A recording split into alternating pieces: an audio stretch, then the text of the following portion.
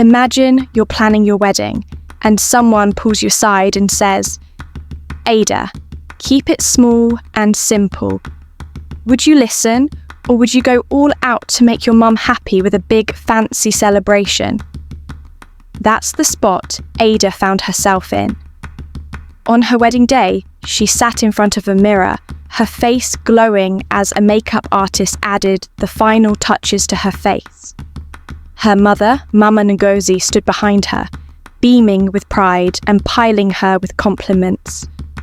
The house was alive with relatives laughing and talking, while traditional Igbo music thumped from the courtyard.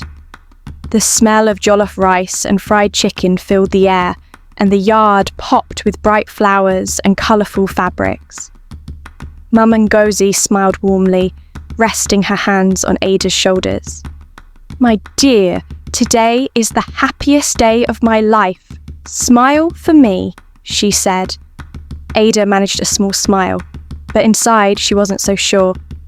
Her mind kept drifting back to something strange that happened a few weeks earlier. Before all the wedding chaos started, Ada and her fiancé Chike had gone to the market to pick up some things for the ceremony. As they wandered through the stalls, a pregnant mad woman came up to them pointing right at Ada. Her voice was loud and shaky as she said, "Be careful, my daughter. Keep your wedding simple." Then she cackled and walked off, leaving everyone staring. Some market women whispered to Ada, "Pay attention to her. Mad people sometimes know things we don't." Feeling uneasy, Ada grabbed what she needed and hurried out with Chike. That night, she told Mama Ngozi about it. "Mama, a mad woman warned me to keep the wedding simple," she said, her voice shaky. But Mama Ngozi just brushed it off. "Ada, don't mind her. What does she know? We're having a big wedding. I've waited too long for this," she said, her tone leaving no room for argument. As the days went by, Mama Ngozi went full speed ahead, planning a huge ceremony, inviting her rich friends, and dreaming of a day the whole village would talk about forever. One evening, Ada tried to push back. "Mama, Chike and I just want something small and simple. Please," she begged. Mama Ngozi's face fell, and she started crying. "So, my enemies have finally won. You want to shame me after everything I've done for you and your sisters?" she wailed. She brought up Ada's older sister, Neka, stuck with a poor husband and no legal marriage, and her other sister, Ife, who had a baby out of wedlock. "I've worked so hard for you all, and now you're denying me this," Mama Ngozi sobbed, slumping onto the couch. She talked about how she'd watched her friends' kids have grand weddings and how she'd waited for her turn. "I've already invited everyone. How will I face them if you do this to me?" she cried. Ada felt her stomach drop. She slipped into the bedroom where Chike was waiting. "What's wrong now?" he asked softly. Ada sighed. "Mama insists on a big wedding. I think we should just give in. Fighting her will wear us out," she said. Chike frowned. "But that's not what you want. This is our day, not hers." "I know," Ada said, her voice cracking. "But I'm pregnant already. If the bump shows, the priest won't marry us, as per the church's rules. Let's just do it her way and get it over with." Chike nodded, though he didn't like it. "Fine, we'll make her happy. But after this, we draw the line." They agreed to go along with Mama Ngozi's plans, even though Ada couldn't shake that mad woman's warning. The wedding day was unforgettable, a grand celebration that filled everyone with joy.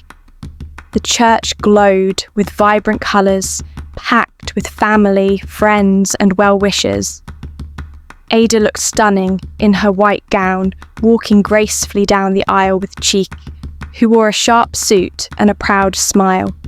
Guests in their finest clothes danced to the lively band, and the air hummed with laughter and wedding songs. The MC announced no spraying money on the couple, drop gifts or cash in the bucket provided. Ada and Chike danced, their faces light with happiness. Mama Ngozi kept everything running smoothly, instructing the caterers, serve my club women first. They're rich and must be well fed.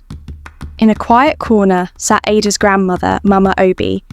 She didn't dance or chat, but watched silently, her sharp eyes tracking Ada. Eventually, she stood, holding a bundle of fresh Naira notes, and dropped them into the gift bucket. Hugging Ada tightly, she whispered, "God bless your new home, my golden girl." A nickname from Ada's childhood when she stood out as a special, smart and hard-working child. Ada smiled, but when Mama Obi's hand brushed her stomach, a strange shiver ran through her. She brushed it off and forced a smile, though Chike noticed. "Are you okay?" he asked, concerned. "I'm fine," she said, though her eyes betrayed her. Later, as guests left, Ada thanked them and saw them off to their cars, exhausted but happy. Then, she spotted Mama Obi sitting alone, muttering to herself. Worried, Ada knelt beside her. "Grandma, are you okay?" Mama Obi's eyes snapped up, cold and calculating, before softening.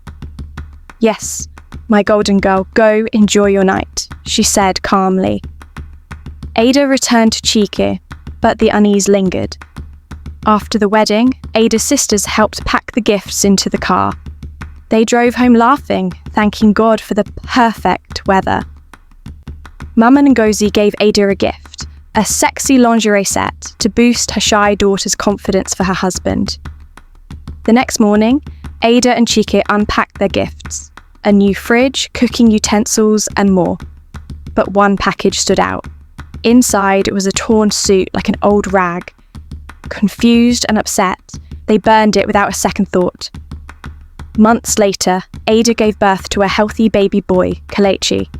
Their home overflowed with love and laughter for 5 sweet, peaceful years. Then, suddenly, their joy crumbled. Kelechi began having seizures. "Chike, Kelechi's convulsing again!" Ada would cry, calling him at work. Chike would race home, shouting over the phone, put an iron spoon in his mouth to stop him from biting his tongue. The first time it happened, Kelechi had been playing in the garden when he collapsed, shaking uncontrollably. A kind neighbour, an elderly herbalist, rushed over, rubbing a special treatment on Kelechi that calmed him. Traditionally, we say a child sees a devilish masquerade that frightens him into fits, the herbalist explained. Desperate, Ada and Chike tried hospitals and treatments, but only the costly herbal remedy worked. Their happy home turned to worry as Kelechi's illness drained their savings. Chike borrowed loans from work, while Ada's small shop emptied out. They struggled to eat. Chike's marketing job suffered, and his manager warned, "Your work's slipping." When he told Ada, she urged, "Focus, Chike. We need your salary for Kelechi." But her shop closed when she couldn't pay rent. At night, Kelechi's screams woke them, and Ada prayed over him with anointing oil, sobbing, "Jesus, I don't want to lose my child." Chike held her, whispering, "We'll get through this." Then, Chike lost his job. He became a bus conductor, shouting for passengers, while Ada washed clothes for neighbours. They sold everything, moving to a new tiny apartment where they shared a toilet with other tenants. One day, a wealthy client offered Ada money for intimacy, but she refused and stayed faithful to Chike. That night, after another seizure, Ada broke down. "God, why? We've been faithful, paid tithes, helped the church, yet you watch us suffer." Chike hushed her. "Don't say that. God's faithful. This might be a test." Exhausted, Ada leaned on him. "I'm weak, Chike." "Be strong for Kelechi," he replied, holding her tight. They took food on credit. but shop owners would soon insult them when they couldn't pay.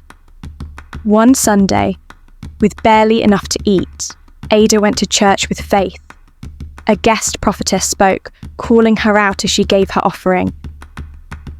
An old woman watches you and your husband. She's sworn you'll never know happiness. She envies your kind heart. Even your son's epilepsy isn't natural. If you'd heeded the mad woman's warning, you'd have avoided this. But there's hope. A remedy. Chike consoled Ada, whispering, God's fighting for us. At home, Ada wept, piecing it together. The mad woman, the torn suit, the strange events. The prophetess had instructed them to fast and pray for 7 days, then give new wrappers to the elderly women in their family. Left with no money and broke, they opted to use leftover wedding wrappers. Ada and Chike obeyed. Ada gifted one to Mama Ngozi, who blessed her, then to Mama Obi, who did the same. Weeks later, Mama Ngozi called, shaken. Your grandmother's very ill. The prophetess's words echoed. Each wrapper returns the evil to the sender. Furious, Ada rushed to her grandmother's house, and when she couldn't hide it anymore, she confronted Mama Obi. Confess, she shouted. Weak and trembling, Mama Obi admitted, I was jealous of your kindness and beauty. I cursed you. Forgive me. Mama Ngozi, sobbing, begged forgiveness too. I pushed you into that big wedding. I'm sorry. In her final moments, Mama Obi pleaded, let my soul find peace. Through tears, Ada forgave her, holding her hand as she passed. Soon, a burden was lifted. Days later, Chike got a job offer from a company he'd long forgotten applying to. They thanked God for turning their lives around.